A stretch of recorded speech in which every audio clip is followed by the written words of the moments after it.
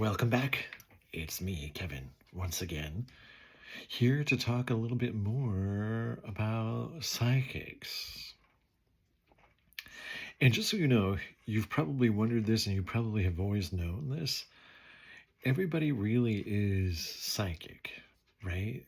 All you're doing really is tapping into your higher self, your higher knowledge. Really is all that psychic readings are and psychics are. And it's something that everyone can do. And it just takes a little bit of effort. Um, there's a lot of psychics out there, and everyone is unique, and they all bring something fantastic to the table. But you know what? I've always found in doing readings that if there's an equal exchange of energy, and the person who comes for the reading really needs information, that's the best reading. Those readings are so easy and effortless. The readings where the person doesn't want to be there, doesn't care what you have to say, is just there to test you. Those readings always go terrible. And you usually know within the first, I don't know, few seconds that's what's going to happen. Like, oh, yikes, this person doesn't want to be here. Or this person is just here to test me or something like that. You'll always usually know. But when you have when we're together, two or more people are gathered together to do something and connect spiritually, it can be such a beautiful thing. It's not only psychic readings, it also goes for hypnosis. If you come into a hypnosis session and the person you're working with is open and receptive and realizes that they're the ones controlling the hypnosis, it goes so well. And they can usually get into a therapeutic state of trance, and they can usually find out information from their own subconscious. They can tap into resources they didn't even know they had. And so it can be a great thing. It all depends on the attitude, just like anything in life, really. When you have people who are willing to cooperate, it can be such a good thing. Like upstairs, I have a book.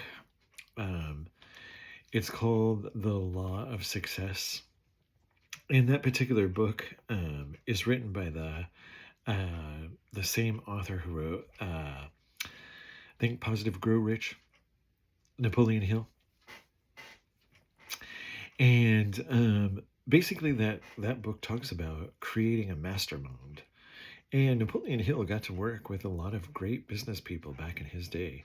Henry Ford, and not to mention other Thomas Edison and other great minds. And he found that two or more people who are willing to cooperate can become more than the sum of their own intelligence. They can actually create really dynamic things, which is why I kind of sometimes wonder in this culture we have now where everybody is trying to separate us, if that's not intentional, right? If we can just keep them separated, they can't tap into the mastermind. They can't get, they can't get started on creating a solution. Sometimes I think that is what's actually going on, right? Right? Maybe you think that too. Why can't I get along with this person? I never understood. That could be what's going on.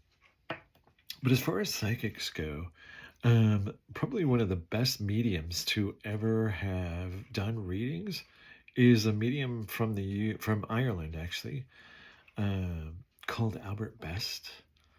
Albert Best was such a great medium and could communicate so well. And I think he had such a good personality, and that's why spirits love to communicate to him. He could actually get telephone numbers from people who had crossed over. And he'd call the person, he'd be like, hey, I have a message from your mom. Oh, how'd you get this number? Oh, your mom gave it to me. He had a good connection because he was such an affable guy. Now, whenever I try to do mediumship, it takes a long time for me to connect. And sometimes spirits will get near me and they'll be like, oh, hell no, I'm not connected to that. Your mind is a million miles an hour. I don't know. Some spirits are shocked. They're like, how the hell do you get things done? They don't want any part of it. Like, no. So I can't connect to people's loved ones. So I'm not really that kind of medium, right? To where I'm going to sit down and be able to talk to loved ones because they're going to look at me and they're going to be like, oh, no, I can't get into those thoughts. I don't want to have that come. And so sometimes it doesn't. But if the person on the other side is really willing and strong enough for me to get the message, yeah, I can come across with great messages from the other side for people that are just coming for a reading. And it's a beautiful thing when it happens. It feels like it takes a lot of effort on my part, like a lot of discipline, a lot of everyday meditation, and a lot of, self care in order for me to hear the message and be able to slow down enough to get what's being said. So there are two psychics that I go to quite regularly in my own life. I can't always read on my own things because sometimes there's a bias there. I'm going to try to see the answer that I want, right? A lot of psychics are this way. They're like, well, every time I read for myself, it just turns to goop. But so there are two psychics that I rely on, and I'm going to tell you about them because they're both amazing. So one of the psychics that I rely on and go to for readings is here on YouTube, and they're called Ariel Grace. Ariel Grace, just like the angel, Ariel Grace. Ariel Grace is really a great mentor, and she does a lot of psychic tips. She has a little YouTube show that she does every Sunday, and you can tune in and she can tell you about astrology, she can tell you about planets, archangels, just a variety of different things. You can find her here on the YouTube, and she has a website. It's arielgrace.net. You can go and you can always find her email there. You can email her for a reading, and she is worth your time because she can come up with really accurate information. And she always has specials in the summer. And that's a good time to reach out to her for a reading, especially if you need information. The other psychic that I've gone to quite a number of times is the best psychic I feel on the planet. And that person is Christian Dion. Christian Dion is also from the UK.